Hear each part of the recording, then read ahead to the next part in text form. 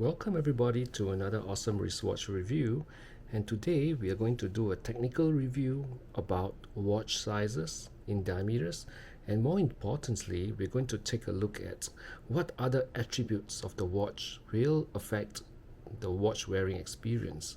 And as we all know, if you've purchased watches for some time, you will know that there are many other factors that will affect the size of the watch. And let's go through these 7 watches we have here before us, and today we shall go through examine the Rolex GMT Master 2, the Omega Speedmaster, the Rolex Datejust 36, the Omega Aqua Terra in 38.5, the Rolex Oyster Perpetual Date in 34, the Patek Philippe 5296 in 38 millimeters, and the Nomos in 40 millimeters. Each one of them has got very unique attributes, and through my experience they wear differently, either larger or smaller than their sizes because of these attributes. So now let us examine them individually. Okay, welcome back.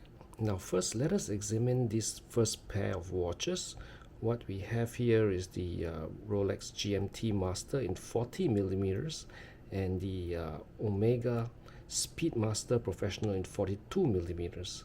Now looking at these two watches, personally I feel that they look roughly the same size. In actual fact, the GMT Master looks a wee bit larger if you ask me overall. Now why is that so? Now let us look at the GMT Master first. Although it is in 40 millimeters, as you can see, it has got very strong lugs, and the lugs extend from the case sides over here. In actual fact, it creates a large block of steel, as you can see over here. In addition, it has got very strong, let me put this aside, it has got very strong crown protectors. So it actually extends this way, and the case actually goes down this way. And if you notice, the actual size of the watch on your wrist will include the lugs as well as the end links. So in actual fact, the watch looks something like this on your wrist, larger because of the lugs, end links, crown protectors, and crown. So on your wrist, this 40 millimeter watch looks very large, and if you look at the lugs and the end links, they are brushed and flat. So it also creates an illusion that the watch is actually bigger than what it is, as you can see over here.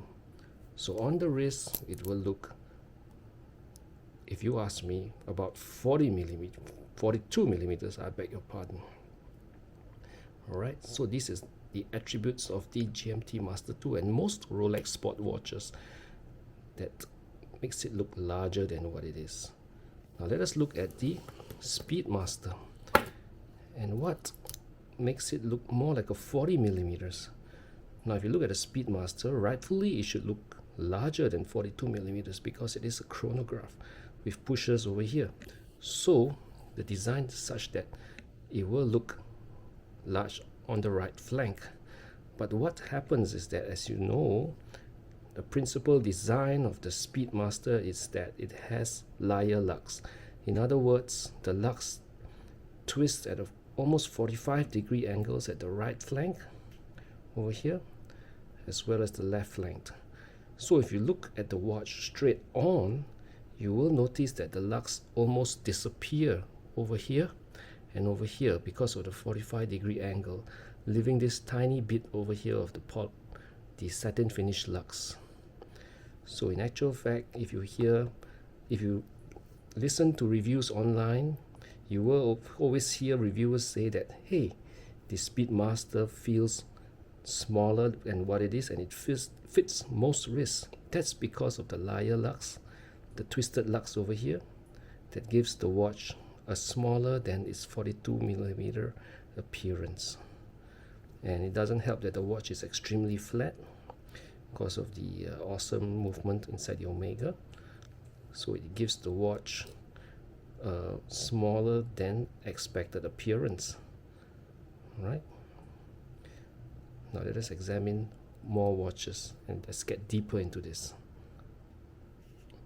Now let us look at the next pair of watches. What we have here is the Rolex Datejust 36 and the Omega Aqua Terra in 38.5.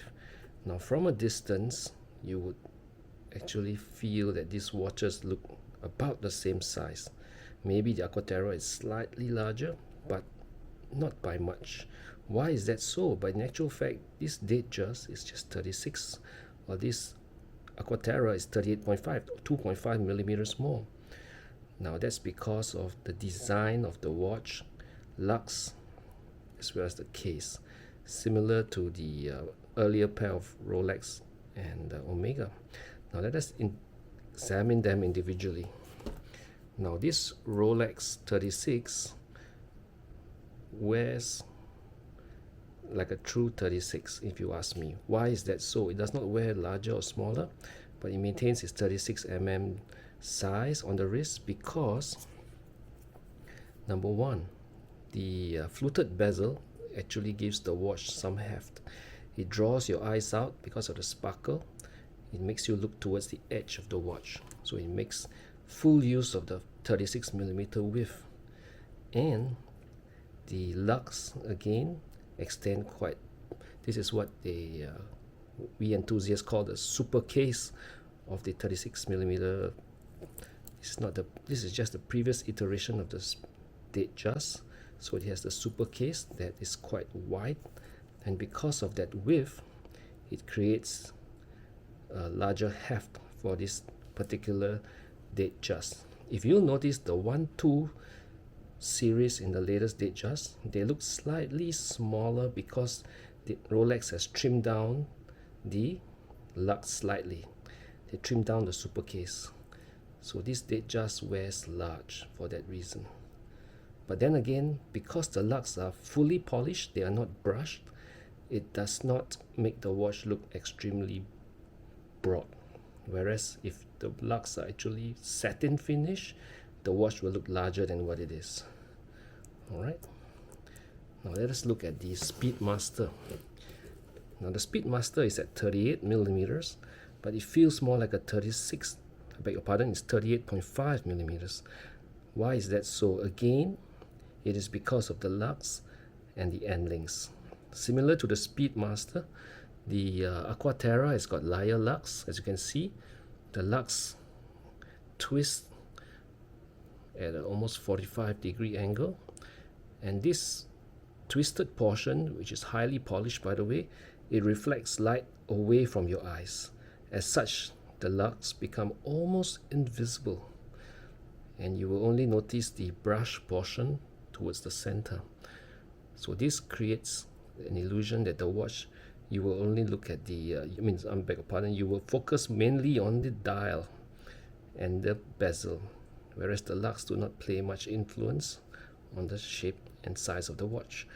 So in actual fact, when I wear this watch, it feels more like a 36, 36.5, maybe even 37 millimeters. Right, so this design of the lux has created an illusion of a smaller than expected watch. Now let us look at another watch in hand, the Rolex Oyster Perpetual Date. Now this new vintage piece is only 34 millimeters, but in my opinion it wears like a 35 millimeters. Why is that so? Simply because of the lux again. The lux are very long in this instance, and because the end links and extend the depth, the length of the watch, as you can see, the watch will wear larger than its 34 millimeters might suggest. The brush portion over here extends out here, down here, and to the crown. So this watch will look this large on your wrist, all the way to this portion up here. So this is the length of the watch that will fit onto your wrist, and the satin portion gives the illusion of a broader and bigger watch. For example, like this, as you can see. Hope it's in focus. Yeah, and the Rolex crowns actually sparkle and they are highly polished, so again they force your eye to look at it out here, giving the impression that the watch actually is this large. Now let us look at the last pair of watches, and let's examine two dress watches from Patek Philippe and Nomos. Now we have two interesting dress watches over here. On the left we have the Patek Philippe 5296R in rose gold and 38mm, and on the right we have the Nomos Glashut. Now this one is the Ludwig 40mm, so one is 38mm and one is 40mm. Now the Nomos will certainly look larger because it has an extremely thin bezel that extends the dial all the way out to the maximum almost 40mm, I would say, whereas the Patek Philippe has got a thicker bezel, so it reduces the size of the dial, so naturally it looks smaller. But these two watches do not wear like the actual sizes may suggest. Why is that so? Now let's look at them individually. First off, let's look at the Patek Philippe Calatrava. Sorry, this is not the Nautilus, it's the Calatrava, I beg your pardon. Now, this Calatrava is super highly polished all round. So being highly polished, it reflects light in all directions. Again, a highly polished watch will naturally look and feel smaller than a brushed watch. And because these lugs are very thin, unlike the Rolex watches, whereby the lugs extend all the way from the edge over here, and from here, as you can see, this Patek Philippe Calatrava, the lugs actually are extremely thin and they start from somewhere here in the case and they curved very elegantly outwards. So these two lugs and these two lugs, the four lugs, are very slim. As you can see from the back, it is more obvious that the lugs are very slim. So that reduces the size of the watch, and while the diameter of this watch is 38mm, in actual fact it does not wear like a 38. If you ask me, it wears like a 36 or 37mm because of the highly polished nature of the watch and because of the slim lugs. And because of the bezel, slightly thicker bezel, the face of the watch, the dial, will seem smaller. Now let us contrast this with the Nomos. The Nomos is at a huge 40mm, and of course with that super slim bezel it wears large, but because of its ultra slim lugs that extend out this way and this way, as you can see, they are almost invisible if you ask me. They are so thin and so long that when you wear it on your wrist, you will just notice the dial of the watch without anything else. So this watch, while 40mm, wears true to a 40mm. It does not wear larger or smaller if you ask me. But because the lugs are so long, as you can see, it will not fit all wrists.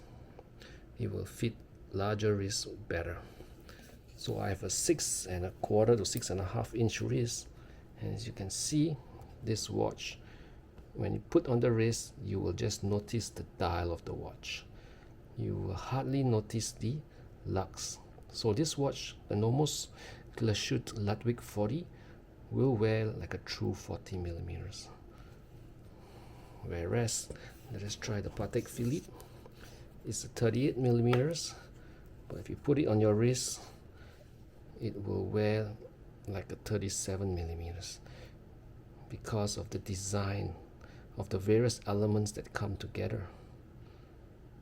Right? Now, this is just a technical review about the various aspects of the watch design that will affect the wearing experience of your watch. These 7 pieces were chosen because they all have various design elements that will affect the wear of the watch. And I hope you enjoyed this little review, this little run through on all these aspects, and I do hope it will help you when you purchase your watch, when you make your decision, and need to bear these other factors in mind, and not only just the diameter of the watch.